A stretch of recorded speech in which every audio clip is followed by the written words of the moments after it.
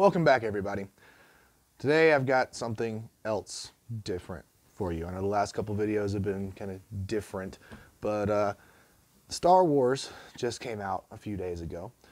And, you know, Episode 9, The Rise of Skywalker, whatever. And I wanted to talk about Star Wars and kind of nerd out with you guys for a few minutes. But I'm also going to bash Disney because they fucked up Star Wars. I've been a Star Wars fan my entire life. I grew up watching the original trilogy, 4, 5, and 6 with my grandfather all the time, and I loved those movies. And then when they announced 1, 2, and 3 were going to come out, I was super excited about that too, because more Star Wars and movies that I'm actually older than, and new cinematography stuff and just new things they were going to be able to do with the series. And I liked those movies. Granted, Episode 1 was kind of more of a racing movie than a Western in space. Sorry, but I still liked it. And I will go ahead and say the first, well, maybe the first controversial thing in this video. George Lucas can do no wrong when it comes to Star Wars. There, I said it. Jar Jar Binks, not wrong. Pod racing, not wrong. Anakin being, well, not a... I don't know, kind of a little bitch of a character. I'm just going to say it. Nothing against the actor, Jake Lloyd, he's cool, but his character just wasn't done so well. But still, George Lucas can do no wrong when it comes to Star Wars. So, when Lucasfilm went to Disney, they bought it, and I heard they were coming out with Episode 7. I was excited, but skeptical, like I think most people were, because Disney, like, what are they going to do? How's this going to go? And you know what? It was a good movie. I liked it. A lot of people didn't. They thought it was just a rehash of Episode 4. Okay, fine, whatever. They didn't do anything really to alienate their current fan base, but they also made something good enough to bring new fans in. And I liked that they walked that line. The thing I didn't like, however, was the fact that they completely threw away all of the canon that already existed in all the books. They had the movies right there. The scripts were basically written. They just had to, cast people, do some character development, turn a book into a movie. How many times has that happened? Lord of the Rings, The Hobbit, well, not a movie, but TV show, Game of Thrones. It's a pretty common thing, right? Wouldn't have been that hard to do. So now they've completely changed the timeline, and at least I feel I have to pick one. I have to pick the books, or I have to pick the movies. And I'm sorry, Disney, I'm going with the books. They were there first. I've read a crap ton of those books, and they were really good. And you're not making, or at least you say, Episode 9 is supposed to be the end of the whole Star Wars movie thing. So yeah, I got more content in the books. Anyway, moving on from that. Rogue One. I really liked Rogue One. I thought that was cool. It was like a military movie in the Star Wars universe. It was a different take on Star Wars, but it bridged the gap a little bit between 3 and 4. It gave some explanations and some backstory. I really liked it. I thought they did a good job with that one. And the scene with Darth Vader, I'm not going to say any more because I don't want to spoil anything, it's pretty freaking awesome. So, and if you've seen the movie, you know what I'm talking about. Anyway, fast forward a little bit, Episode 8 comes out. And this is where things really just dove off the huge high dive into a pool head first when there was no water in the pool. That's what I felt like after I left that movie. I just felt terrible. Gravity bombs, really? Bombs that rely on gravity to propel themselves in space.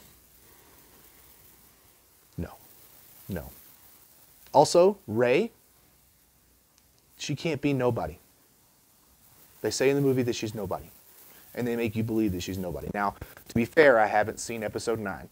And I'm assuming that they come out and say more about who she is and all this. I don't care. I'm not giving Disney more money for Star Wars. Because, no, they screwed up too bad with Episode 8. I could have maybe forgiven them for ignoring the books and just throwing that all away if they had done a decent job with 8. And I have a bunch of friends that have gone to see Star Wars, and I told them the only way I would go see Episode 9 is if they told me, after seeing it, that the movie opens up with Finn waking up from his coma going, wow, that was a really weird dream. And then life goes on, because nothing that happened in 8 actually happened. That'd be kind of nice. Also, who's Snoke? We don't know. We don't know. From Episode 8, he's there, he's this big bad villain dude, and spoiler alert, if you haven't seen it, he dies. Just like that. Nothing. The Emperor was only in one movie, and we even knew more about him. Well, one movie from the original trilogy, to be technically clear about it. We knew more about him at that point. What the hell? No. Nope, y'all messed up. Who are the Knights of Ren? We don't know. Was that the dudes in red that Ray and, what's his name? Fucking Adam Driver. I'm so angry with Disney, I can't even think of the damn character's name. Anyway, Kylo Ren, there we go. Who are the Knights of Ren? Was it the red dudes? We don't know. We have no idea from Episode 8. It's a big thing, like, oh, you're the leader of the Knights of Ren, but who are they? Mary Poppins? Really? You're going to let Leia go out into space right before Carrie Fisher dies for realsies. And I understand the movie came out like a day or two or whatever before she died. But still, come on. You guys couldn't just let her go. You let Han go in 7. That was his like farewell. You couldn't just let her go. Admiral Akbar's gone. We lost him in that same hull breach. But no. Fucking Leia has to like Mary Poppins back in and then be in a coma for the rest of the movie until the very end. Like, come on. There's so many plot holes. I could keep going and keep going. But this is depressing. And it's getting me angry.